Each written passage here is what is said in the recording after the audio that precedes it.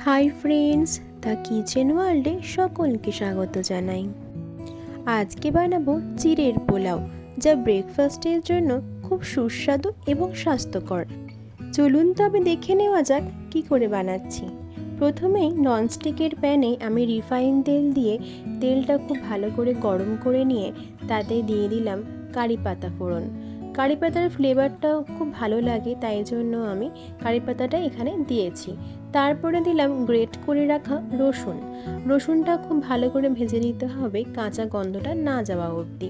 খুব ভালো করে ভেজে নেওয়ার পর দিয়ে দিলাম গ্রেট করে রাখা আদা কুচি। আদা রসুনটা খুব ভালো করে ভেজে নিয়ে তারপরে আমি দিয়ে দিলাম 2 থেকে 3 মুঠো পেঁয়াজ কুচি। মানে আমি এখানে দুটো মিডিয়াম সাইজের পেঁয়াজ আমি কুচি কুচি করে কেটে রেখেছিলাম, সেটি আমি এখানে দিয়ে দিলাম। খুব ভালো করে ফ্রাই করে নিয়ে আমি এখানে কুচি কুচি করে আলু, বিনস এবং গাজর কেটে রেখেছিলাম, সেটি এখন পেঁয়াজ আদা রসুনের সাথে মিশিয়ে দিলাম। এবার আলু, গাজর, বিনসটা খুব ভালো করে ভেজে নিতে হবে। আপনারা চাইলে শুধু আলু দিয়েও করতে পারেন। খুব ভালো করে ভাজা ভাজা হয়ে যাওয়ার পর দিলাম 1.5 চামচ মতন নুন। আপনারা আপনাদের প্রয়োজন মতন নুন এখানে অ্যাড করতে পারেন। তারপর দিয়ে দিলাম 1 টেবিল স্পুন মতন হলুদ। খুব ভালো করে মিশিয়ে নিয়ে আমি ঢাকা দিয়ে রান্না করব 5 থেকে 7 মিনিট মতন।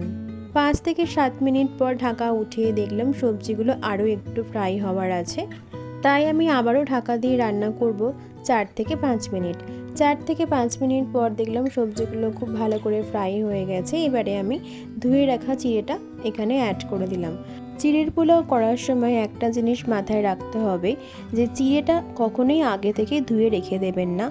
যখন আপনি চিড়েটা কড়াইয়ে দেবেন তখনই তার 2 থেকে 3 মিনিট আগে ধুয়ে রাখবেন। প্রথমেই কিন্তু চিড়ে ধুয়ে রেখে দেবেন না, তাতে চিড়েটা খুব বেশি নরম হয়ে যায়।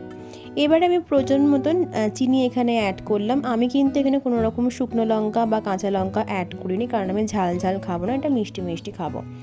আমি অন্যদিকে ছোট একটি কড়াইয়ের মধ্যে ঘি দিলাম। ঘিয়ের মধ্যে দিলাম কারি পাতা এবং কয়েকটা কাঁচা বাদাম। খুব ভালো করে ফ্রাই করে নিয়ে আমি এটা চিড়ের মধ্যে মিশিয়ে দেব। ভালো করে ফ্রাই হয়ে গেছে। এবারে আমি ঘি সমেত পুরো কারি পাতা এবং বাদামগুলো এখানে ওপর দিয়ে ছড়িয়ে দিলাম। এবার আমি খুব ভালো করে মিশিয়ে দেব। মিশিয়ে দিয়ে খুব ভালো করে নাড়াচাড়া করে নিয়ে তৈরি হয়ে যাবে আমার চিড়ের পোলাও। কেমন লাগলো আমার এই আজকের রেসিপি অবশ্যই কমেন্ট বক্সে জানাবেন। ভালো লাগলে লাইক করবেন, শেয়ার করবেন এবং পেজটি ফলো করতে ভুলবেন না। আবার আসবো পরের একটি রেসিপি নিয়ে অন্য আরেকদিন। টাটা।